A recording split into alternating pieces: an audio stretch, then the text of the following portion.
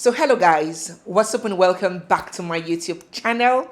It's me, your girl Barrister Neze, and this is Nezeville. Handling infidelity and betrayal is one issue that does not have a single rule or formula. Different people have different reactions to it, okay? And what works for one relationship or a marriage might not work for the other, might be fatal as a matter of fact to another. It will surprise you that a lot of people, especially women, do not even see infidelity as betrayal at all. Many people, both men and women, believe that it is in a man's way of life to be unfaithful. They claim that it's in his nature to cheat.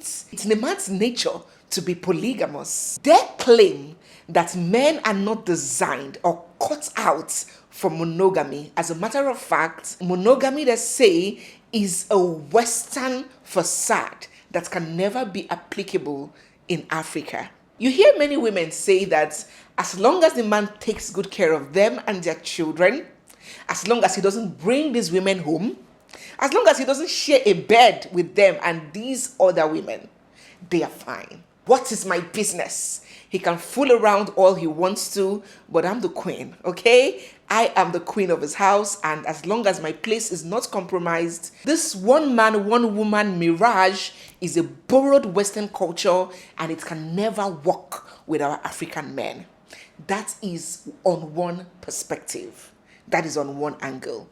Now, going to the second leg of people. On this other group, infidelity is the biggest betrayal of all time. They believe that fidelity is a choice that any human being, regardless of gender, can make or can choose to make. To them, infidelity is a big deal breaker. And they say that nobody has the autonomy of cheating. Actually, everybody loves variety, but everybody should be able to be disciplined and responsible enough to be contented with that one person that they have taken a vow to be faithful and loyal to. And they say that if they can stay faithful and loyal to their spouses, they demand, not just expect, they demand the same level to be reciprocated to them. Now, these are two schools of thought that have constantly generated heated arguments, both in real life and on social media. But before we dive into this very sensitive and unfortunate story, I would like to get your feedback in the comment section. What kind of weight do you attach to infidelity? Don't be shy. This is a no judgment zone. Say it as you believe it right in the comment section. Do you think that infidelity is a deal breaker and is enough reason to end a relationship or marriage? Or do you think that it's a flimsy reason and it is normal for men or perhaps women to cheat?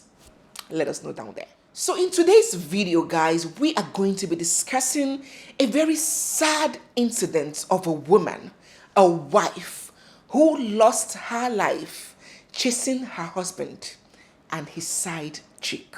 So this incident happened in Calabar area of Nigeria, and according to reports, it happened on Sunday, this past Sunday, right along the Muritala Mohammed Highway. Photos and videos showed this vehicle veered off the road and landed right into a ditch, mumbled beyond recognition, and even without being told, it will be anybody's guess that hardly would it be expected for anybody to make it out of that vehicle alive. So on this fateful Sunday, God knows how the whole incident started. Perhaps they went to church, which is very common amongst Nigerian couples living in Nigeria. Perhaps they went to church and attended their Sunday service. Perhaps after church, the husband told the wife that he wants to just dash out and pick up one or two items at the grocery store. Nobody has a clear idea of what happened preceding that incident, but the account of what we have is what happened immediately before that accident. So the story has it that this wife, this late woman, went out to a shop, perhaps went to get something. And just as she came out of the shop, she saw her husband with another lady in what looked like a compromising state. So right at the car park of the shopping complex, this lady saw her husband with another woman a woman that everybody assumes is his side chick, and they were, conversing and, relating in something that looked like a compromising situation or state. And as soon as this woman found her husband with this other lady in his vehicle, she tried to double cross him in her own vehicle to accost him and perhaps ask him some questions. Who is this lady? What are you doing here? You told me you were at this place. So what exactly are you doing with this girl? So she tried to use her vehicle to double cross her husband, who was in company of another woman. And as soon as this man saw his wife approaching in her vehicle, he zoomed off. Now, at this point, this woman had two choices. She had a choice to either go home and wait for her husband to come back and offer his explanation, or to give them a hot chase and embrace the right here and right now solution, confront him and make him explain to her who that other lady was. As fate would have it, she chose the second option and gave her husband a hot chase. Perhaps in her mind, she may have thought, how could I go home and pretend like I didn't just see what I just saw? Am I supposed to just go home and watch television and act like nothing is happening? What if my husband is currently in the embrace of this other woman? What if they are under the sheets? Is she making him smile or laugh harder than he does with me? Perhaps she was going crazy with the idea of just driving off and leaving her husband go out with another woman. She couldn't stand it. She was perhaps dying with the imagination of what might go on if she let them go. So she made a decision that would eventually cost her her life. And in what seemed like a scene of a James Bond movie, she followed them speedily in a hot pursuit. Many people suspected that this man's philandering might have been a long-term issue in that marriage. Come on, nobody just sees a husband with a lady and the first instinct would be to give him a hot chase like you are a cheater or something. Some people believe that the woman must have been fed up, must have tried everything to, get her husband to act right and behave himself in that marriage, and to no avail. Well, that for now is mere speculation. So let us continue with this story as it was reported. So while this woman chased her husband, this man kept speeding and running away from his wife with the other lady right in the car with him.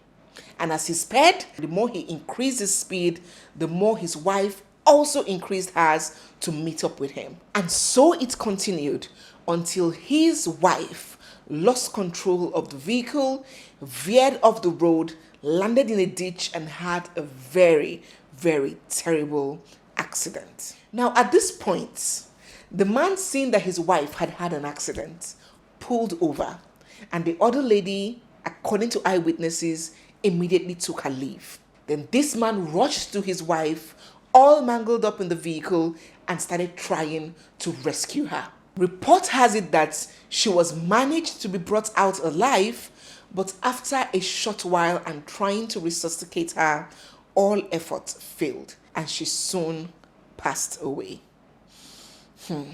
May what we love never kill us. So since this news broke out, two schools of thoughts have emerged.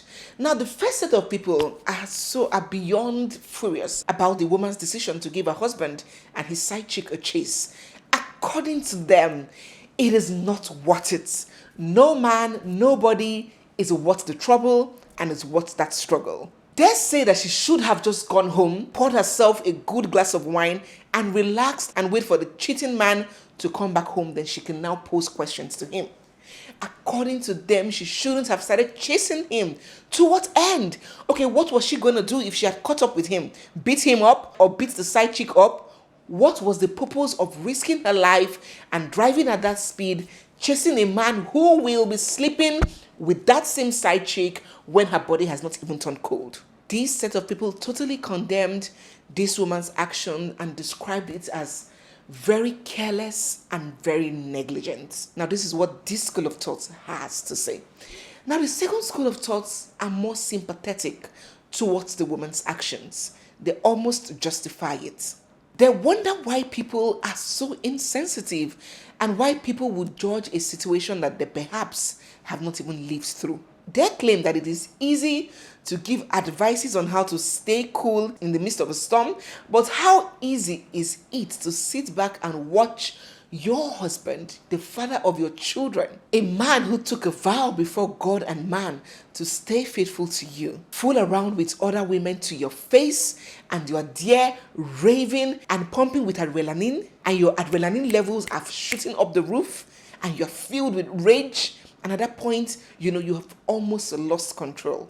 According to them, more of the blame should be on the man who stepped out on his wife and who didn't even have the respect and the sense to stop when he saw that his wife was chasing him. But sadly and very unfortunately, this woman is gone and gone forever.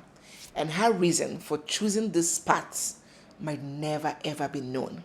This story is so heart-wrenching, it's so sad, it's so unfortunate. We still await the full details of the story, the name of the deceased woman, whether she had children, the true circumstances surrounding this case. And when I get wind of all of that, I'm going to bring you up to speed. But in the meantime, I would like for you to drop in the comment section, what schools of thought do you belong to?